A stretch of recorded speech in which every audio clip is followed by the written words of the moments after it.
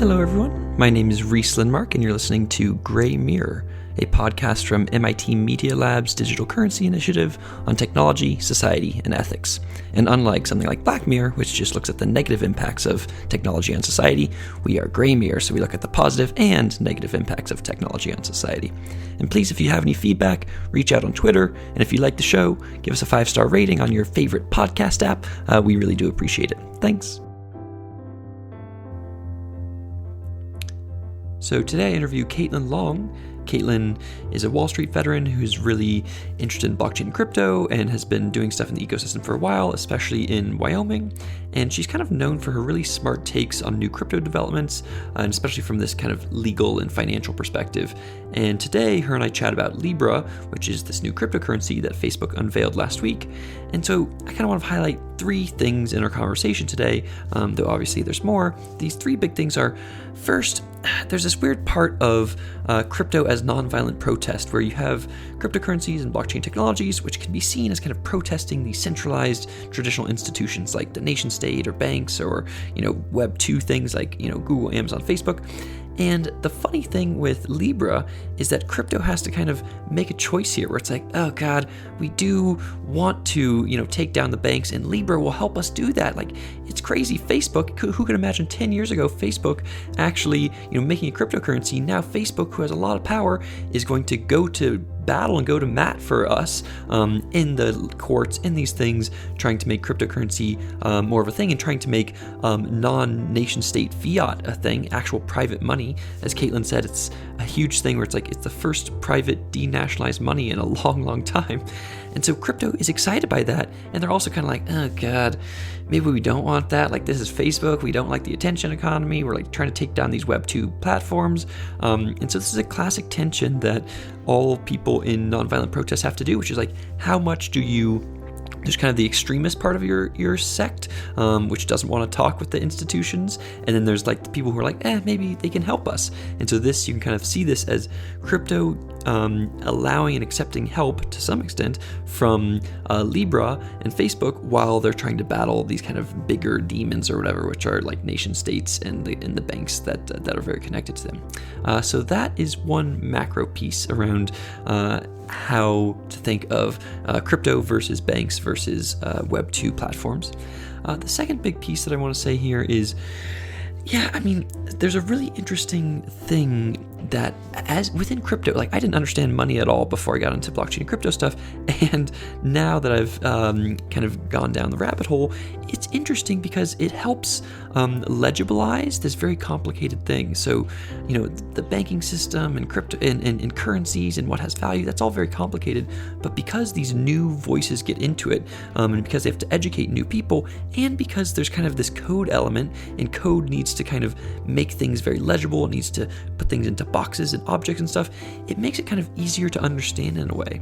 And as a good example of this with Libra is kind of thinking about what is backing Libra and the value there. So Libra is backed by bank deposits. So you have this new cryptocurrency Libra, and you have these bank deposits from a bunch of other currencies, nation-state currencies. And those bank deposits, it's good. It's like, okay, we have all these bank deposits, and so those things back this new Libra coin. But as Caitlin points out, like, they aren't the actual nation-state coins or the nation-state currency, whatever you want to call it, they aren't backed by anything. It's just nation-state fiat. They can print as much as they want. So there's this kind of Austrian perspective that Caitlin pushes for, which is like, hey, we have to turn the value that is backing whatever currencies we have to turn the value that's backing it into something more like productive assets, like factories and farms, things that kind of make stuff. Or she's also into things that are just an honest ledger. And this term honest ledgers, it's kind of weird, but I actually really like it. Something that's used to keep score. So like back in the day, it may have been something like salt. And then it was something like gold, maybe. And it's something that's finite in value, it's scarce, and it's just used. The value from it really comes from this weird, kind of meta-cyclical thing where it's like the value of the thing is the fact that it's on the ledger and that it backs this honest ledger. So this is to say, it's cool that, as blockchain crypto gets into things, it helps legibilize the financial system from a code perspective especially, and one manifestation of that is what is backing Libra these bank deposits and how maybe it would be better to back Libra with an honest ledger or productive assets. So that's the second point. And then the third point, again, on this legibilizing thing, thinking about who is making money with something like Libra. You have the Libra Association, which is right now 28 members, and it's going to be 100 members. It's folks like Visa and MasterCard and Uber and Lyft and whatever. And those members, they get the interest of the bank deposits. So when people put in their various currencies into this basket, the Libra Association, these LIT holders, LIT holders, they get the interest off of those bank deposits. Kind of like how if you use PayPal or Venmo, that PayPal or Venmo gets the interest if you leave your money in there. And Caitlin pushes back on this. She's like, hey man, can't the money go to the people? Why does it just go back to these big rich companies again? And so the funny thing with this is that there's kind of a proto-example of money going back to the people that was actually released later in the week after Libra. So Libra was released, cryptocurrency, Twitter went crazy. They're like, oh my God, that's crazy. But then later in the week, they also went crazy over this project called Pool Together, which obviously, the rest of the world didn't hear about, i.e. it wasn't on NPR, but the crypto folks were really excited by it. And Pool Together is a no-loss lottery. And what that means is, or how that works is, a bunch of different people buy tickets. Let's say it's $1 to buy a ticket. They all put their money into this big, basket. And then that basket is then invested. And then at the end, let's say it's after 15 days or a month or whatever, then everybody gets their original money that they put in, they get it back, and they get the money from one person of all those people that put the money in is the winner, and they get the interest off of the investment. So everybody puts their money in, everybody gets their money out, and then the interest goes to one lucky winner. So it's called a no-loss lottery, and there's a new crypto project called Pool Together that does this. And you can see that this is very similar to Facebook and the Libra Association. But right now with Facebook and the Libra Association, you have to pay $10 million to get these lit tokens, and then only then can you get the interest. And so you can imagine this weird new future reality that as Facebook tries to decentralize and change the power structures, and as it gets forked and things like that, that instead of having the money just go back to the lit holders, these $10 million folks, maybe it will go back to the users more generally. So that's the idea there, is that maybe Libra is just the rich getting richer, but there may be these cool future mechanisms to decentralize the interest rate in the business model here. So with that, there's a lot of weird stuff with Facebook and Libra. It'll be exciting to see what happens, and today's episode with Caitlin is a good initial deep dive into that. So hope you enjoyed today's episode with her. Goodbye. Hello, everybody. You're listening to Gray Mirror. Today, I'm super excited to interview Caitlin Long. Caitlin, thanks for being on the show and welcome. Reese, it's my pleasure. Thank you. Yeah, excited to dive in. So today, we're going to chat mostly about Libra, Facebook's new cryptocurrency. And this is because Caitlin had this great article in Forbes about 6 different ways to think about it that happened before they actually released their main kind of white paper and things of that variety. So now that we actually know what it is, and once Facebook's released it, could you just give us a high-level overview, Caitlin, on what is it and what are its goals?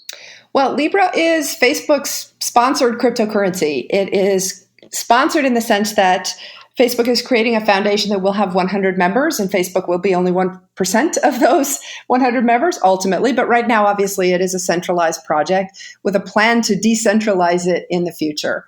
The idea is that Libra would be usable in all of Facebook's platforms and basically would become internet money, but also would interface with the physical world. So there will be on and off ramps from fiat currencies in different countries into Libra. This is essentially the first denationalized money that is sponsored by what I would call a private central bank. And this is going to raise interesting regulatory questions, some of which were already raised yesterday by regulators in response when Facebook made the public announcement. That some folks are looking at this as if it is private currency. So we can come back and talk about that in a moment. But effectively, Facebook will be operating as essentially a private central bank. They said they will be backing the currency 100%, at least for now, with assets that will be a basket of liquid currencies, and including purchasing government bonds and making bank deposits. So there will be assets in quotation marks that will be backing this currency. So it's a derivative. It really, in a way, looks very much like traditional central bank currency pegs. The People's Bank of China, for example, pegs the Chinese currency to a basket of foreign currencies, just like Facebook is planning to do. We don't know whether Facebook will publicly disclose what's in that basket or keep people guessing, as the People's Bank of China does. Previously, the Chinese currency was basically pegged 1-for-1 to the dollar. Now that basket actually is a bit of a moving target, and they do keep the market guessing. And these questions will only be answered by Facebook over time. Yeah, that makes sense. It's it's internet money. It's magic internet money. But instead of something traditionally, quote unquote, like Bitcoin or Ethereum or whatever, you have this is put out by Facebook. And as you said, it's like you can use it on various Facebook platforms or whatever. Instead of exchanging US dollars, though, you might exchange these like Libras or whatever they're called. And so there's you can think about this coin, the Libra, in like with respect to like Bitcoin and Ethereum or other cryptocurrencies, or you can think of it with respect to kind of central banks. And let's actually do that second one first, because that's the one that I definitely understand less. As you said, it's the first denationalized money put out by a private company. Like, that's a pretty big deal. It is. Indeed. How will, in my mind, I'm like, the nation states will not be happy by this because they have had a monopoly on printing money for 250 to like 1,000 years, depending on how you count. How does this look compared to other central bank currencies, and how do you expect it to kind of co-evolve with them? Well, it's basically just a big company as opposed to a big government operating money. And the difference is that Facebook is supranational. It's not restricted to one country's borders.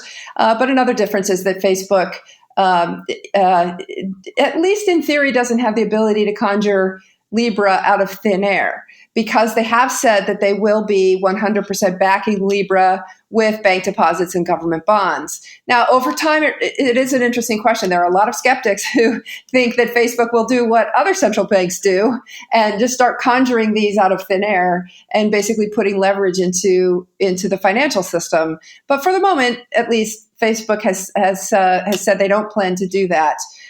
So it really raises very interesting discussions, though. That very question you asked is one of the reasons I am excited about this. I see this as a double-edged sword. There are definitely pros and cons from the perspective of someone who's a big supporter of crypto and the philosophy behind crypto. I will say on the pro side, if you read Facebook's white paper, the objectives of Libra, I think, are 1-for-1 the objectives of the broader crypto community. Every one of them was one I think most of us, or pretty much all of us, would agree with. It's the implementation that is different, for sure. But this conversation that we're having is, I think, going to be fantastic for regular folks who are not familiar with crypto. They're going to start to realize that there are alternatives to government money. And that is a powerful concept in and of itself that I welcome. Yeah, I agree. And that just kind of gets you, it's a classic, like, once you go down the Bitcoin rabbit hole, and you're like, whoa, why does money exist? Like, why does it have value? And what is trust? And this will kind of push a lot of people down that rabbit hole, just to show them, hey, money doesn't need to be printed. We've, for as long as I've been alive, as long as you've been alive, we've only known it as essentially government-backed fiat currency. And so thinking of it in a different way is just kind of weird.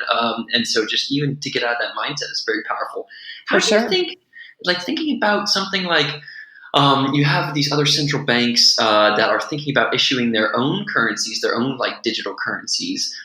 Is this going to essentially compete with all of those, and then just compete also with like US dollars and Chinese yuan and things of that variety? Well, let's step back. Jeffrey Tucker wrote a great piece about this, basically making the point that there really hasn't been any competition in money, any free market pressures on money and payment systems for the last 50 years, since the U.S. went off the gold standard in almost 50 years ago, 1971.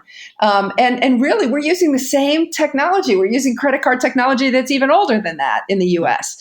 And we're using the ACH system. The UK's at least got a better real-time gross settlement system, but the U.S. actively has avoided upgrading. And so this now is actually going to be a shot in the arm to payment systems. I did say in the tweet storm yesterday, I think Facebook definitely understands payment systems and the notion that we should be able to settle payments outside of these 50-year-old payment rails. But what I don't think Facebook really understands very well is money, because they were making the point that money should be backed by something, that it should have intrinsic value backed by real assets. I would quibble with that. Money is simply a good that is recognized as an honest ledger for people storing their wealth. And it doesn't have to have intrinsic value. And the perfect example of that is that Bitcoin and other cryptocurrencies, which don't have intrinsic value, actually do have value. Mm-hmm. I can go look at any crypto exchange and verify, yep, they have value. And they have had value for 10 years now, almost. So it flies in the face of the notion that a currency needs to have intrinsic value. So I would criticize Facebook for looking at it that way. And I don't think that Libra will be any more successful than traditional fiat currencies for that exact reason. It isn't backed by anything real. It isn't a good that is actually an honest ledger. But on the flip side, again, I do give them credit for advancing the ball. It's going to open that whole door to why is money what government says it is? And why isn't it something that's not controlled by the government? Actually, and I would say in the question that you asked me, governments really haven't controlled money for very long. It's really only about 120 years that governments have controlled money, because money used to be gold. Money's been so many different things in history. But in every case, what money has been is a good that was recognized as a fair ledger. And sometimes it's been salt, sometimes it's been cigarettes in prisons, sometimes it's been stones, lots of different things. But what they all had in common was that people recognized that they were finite in value and could be used as an honest ledger to keep score. And that's what we want, an honest ledger, that's all. And I think over time people will realize Libra is just another fiat currency. It just happens to be issued by a private company rather than a government. Ultimately, people will make their way back to truly decentralized money, which is not controlled by anyone.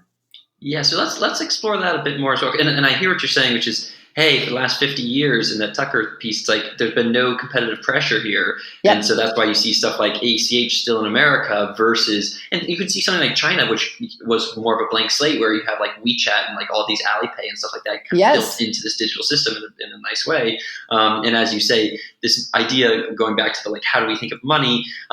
Traditionally, this idea of just the money being that honest ledger is kind of a weird thought, but I think it's very powerful. And as you said here, if you think about the Facebook, Libra, it's like backed just by like more the kind of its turtles all the way down. It's just like, oh, it's just more fiat money. Yep. Versus, so tell us a little bit more about how you think about how something like Libra will co-evolve with, Bitcoin. Well, I think that it will actually have positive boomeranging effects for Bitcoin. We had a phenomenon occur, which Nick Spanos pointed out to me, in Venezuela, where the government educated people about how cryptocurrencies work when it introduced the petro. And what did people do?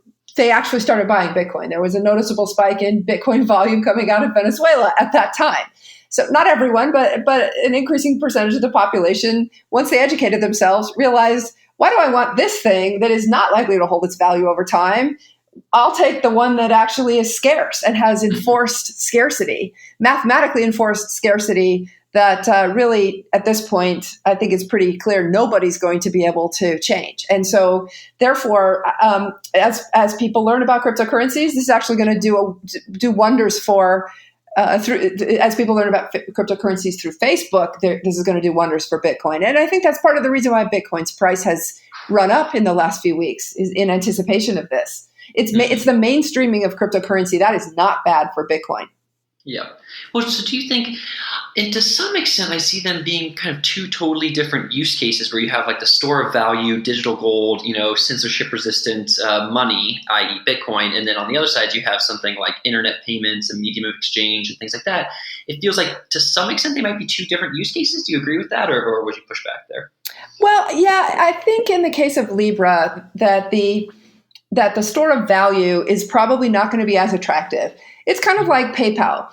There's really no reason for you to leave money on PayPal, because if you do, that's a non-guaranteed counterparty, and you're taking the risk that PayPal goes bust and you lose your money, and you're not getting any interest to compensate you for that.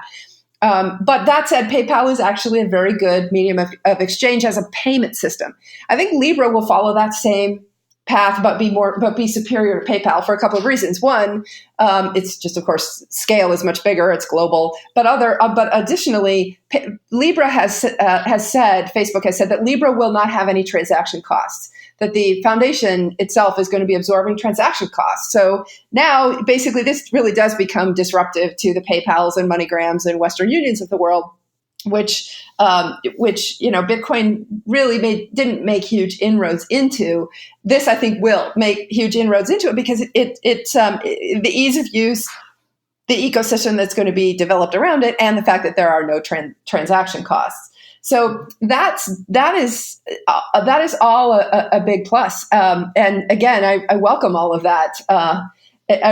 Ultimately, I think Bitcoin will supplant it, but in the interim, this is what I would call a helpful detour because it's going to get folks comfortable. Facebook is very good at the user experience, and it's going to get folks comfortable, and they're not even necessarily going to know that there's a cryptocurrency because it's going to look like online banking or any other type of online financial transaction. It'll be more secure than traditional banking or securities transactions are. They won't realize that what's going on behind the scenes is a lot more complex, but actually means that it has a lot less counterparty risk for them. It's just superior to the traditional systems. Yep. So, Caitlin, question here is around what Libra is backed by. And, if you think about something that you concentrate a lot on is this idea of fractional reserve and how the traditional banking system, that you give them $100 or whatever, and then they can say, okay, you can only have 10% of that, i.e. $100, and we can lend out $1,000. So they only need to have 10% of the amount of money that you actually gave them. What are your thoughts on how, what Facebook is actually backing it by and how, that will evolve over time? Well, Facebook is backing it by bank deposits and government bonds. That's what they've publicly said that they're going to be backing it by. Those are not backed by anything, right? They're I guess you could say they're backed by the full faith and credit of the governments that issued the currency or the bonds, respectively. And I tend to think of government bonds as just being fiat currency with a yield. And whereas currency is just a bond without a yield because the yield goes to the central bank. They're really basically two sides of the same coin. They're not backed by anything other than a promise that the citizens will pay taxes or have assets to generate cash flows to pay them down. So I actually prefer private assets for that reason because they're real productive capacity. That's why I took Facebook to task for saying that this will be backed by real assets. Real assets to me are things like, production facilities, production plants, factors of production like tractors and farmland, that kind of stuff. That the government bonds are not real in my mind. They're just financial assets that are a promise, not backed by anything tangible. Therefore, Libra itself is also not backed by anything tangible or real. And so I do quibble with Facebook on that. But to your point on fractional reserve banking, what's going to happen is effectively the financial system is going to fractionally reserve bank all of the assets that Facebook is depositing. So while they have said that they plan to have a one-to-one backing for the stablecoin, as of now, right, there's nothing in the protocol that says that it has to be one-for-one. It can be less than one-for-one, and I suspect over time it will be because all financial institutions ultimately fractionally reserve in some form or fashion. The temptation is just too great not to. But I think ultimately, somebody quibbled with me when I said that at least they're not fractional reserving because they are backing it one-for-one and said, well, wait a minute, all the assets are just going into banks and financial assets that themselves will be fractionally reserved. And that's true. It is absolutely true. But what I suspect is that Facebook will probably over time fall victim to that same trap everybody else does, which is that they will start fractionally reserving Libra. It may take years, but they will effectively do that. Yeah. makes me think about like some of these long-term regulation plays as well. Like, how do you see, I mean, in general, like, is Libra going to be a security? I guess like there's like the Libra investment tokens, which are much more likely to be securities. And how will, this is going to be a supranational, business, as you said earlier. So like, how will Facebook be addressed by the regulators here? Well, it's interesting. Congress, it looks like, it finally agrees on something in the United States. Both Representative Waters, who's the Democratic chairman of the Financial Services Committee, and a representative on the Republican side who is in the minority, both came out and criticized Facebook yesterday.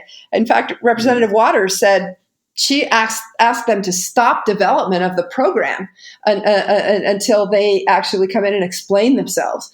And I think, judging from the letter that was sent to Facebook by the Senate Banking Committee in March, they're more interested in Facebook basically becoming what WeChat has become, which is a social scoring system in China.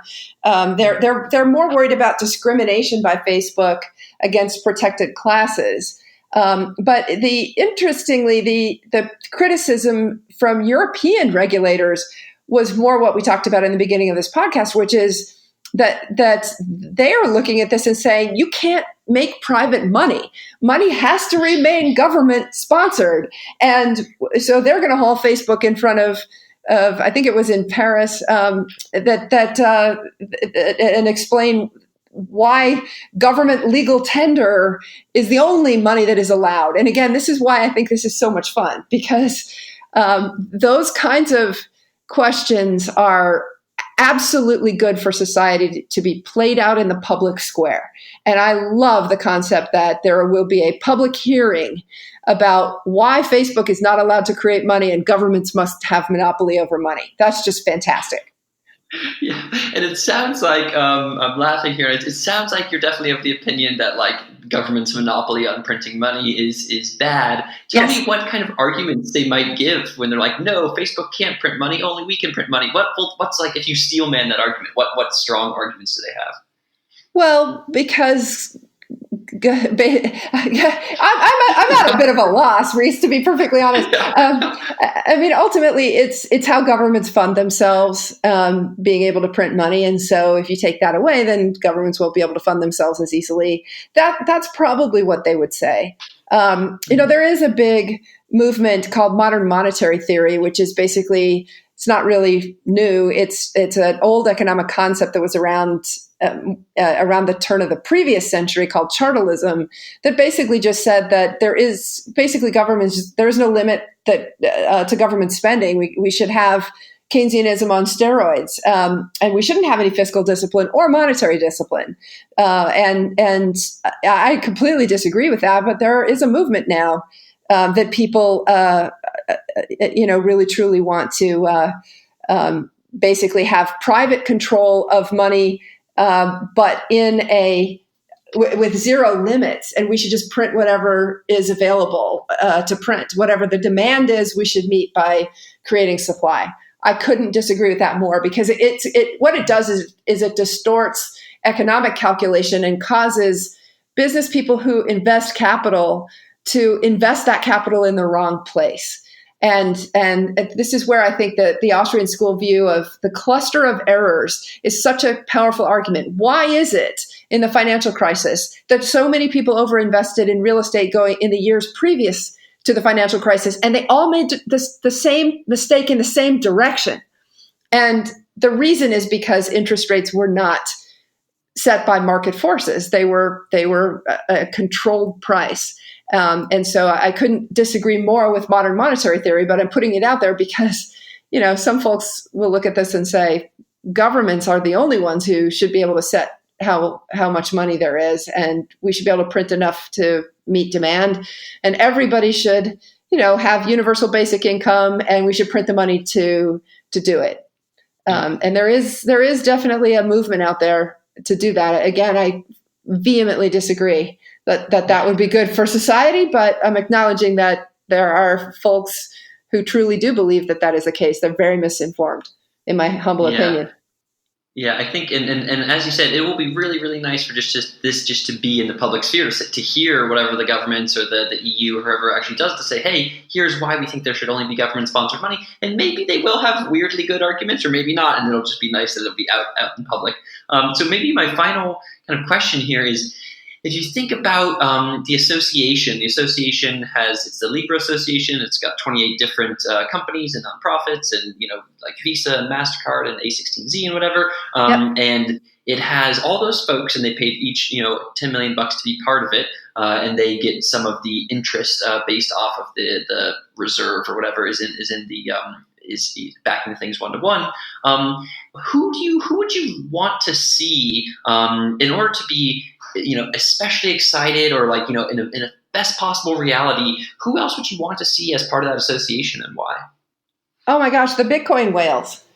To be perfectly honest, it would be seriously, it would be ideal if the entire basket ultimately were invested in Bitcoin, and then effectively Libra would just be like a giant custodial wallet, right? Because think about all the crypto exchanges. They're holding crypto on behalf of their customers who own an IOU from them. And effectively, that's what Facebook Libra would be. It would be just like a giant Bitcoin exchange if it were all invested in Bitcoin. So I'm dead honest when I say that it would be great if there were Bitcoin whales that actually put money up to allow Bitcoin to actually be backing Libra. And it's not as far-fetched as it might sound. Coinbase and Zappo are running nodes on Libra's network. I think there may be a couple of other ones as well. So there are some crypto companies already involved in this. And, Zappo is Wences Casares, who's also very much a sound money person by philosophy. So I'm sure he'll be in there advocating that that Libra should not be 100% backed by government assets, that putting something real in that basket would actually make more sense. Mm-hmm. Yeah, I guess that I agree with that generally. I guess I would differentiate between what goes into the basket and then who is on the association. And I guess it would be both good to have sound money folks and on the association, and it might be an interesting experiment to have Bitcoin and being as the backing the actual money as well. Yeah, it is a problem that Facebook is screening the 100 members that they're targeting for membership in the association, and they're making them pay $10 million. Now, keep in mind, they're actually going to be contributing, real costs, right? They're the Bitcoin miners of this platform, and they're going to have to be putting up computer power and the electricity to run the nodes, et cetera, and all of the hardware and security around that. So they're putting up real cost. And so I thought it was strange at first when Facebook said it was charging $10 million to belong to this group, because you're paying for the privilege to put up cost. But what makes that circle square, so to speak, is because what you're also getting then is all of that interest income coming off the pool of assets, right? Because as I said before, at the moment, Facebook is not paying interest to its users. They're just paying interest to the members of the association. So that's going to be an incredibly profitable, again, sickeningly profitable venture for members of the association, because they're not taking any risk and they're getting all this interest income. That's one of the dirty little secrets of stablecoins. Is that the sponsors, the issuers, aren't taking any risk. They're just operating the network. And of course, they have some costs for that, but they're pocketing all the interest expense, all the interest income. So it would be great if Facebook actually opened that up to true competition in the marketplace, so that people could actually compete and you don't have to go through Facebook's, weeding out process to become a member of that network. Yeah, I agree with that. And I think that the hope is that long term, you might have something where all of the users of the network get the interest instead of just the big companies getting the interest of the network. So with that, Caitlin, thanks for giving me the overview here on Facebook, and really excited to see how it co-evolves both with Bitcoin and with the central bank currencies, and especially hoping for that public hearing in the EU. So where can people find you on Twitter or something like that? I'm pretty active on Twitter at CaitlinLong _, also on Forbes.com, and also my own website, Caitlin-long.com. Boom. All those sound good. Well, thank you again for joining us today. And maybe a year from now, we'll see what's happened with Facebook then. It would be fun to get back and go back and see how many of those predictions actually came true. Exactly. Okay. Thanks, Caitlin. Reese.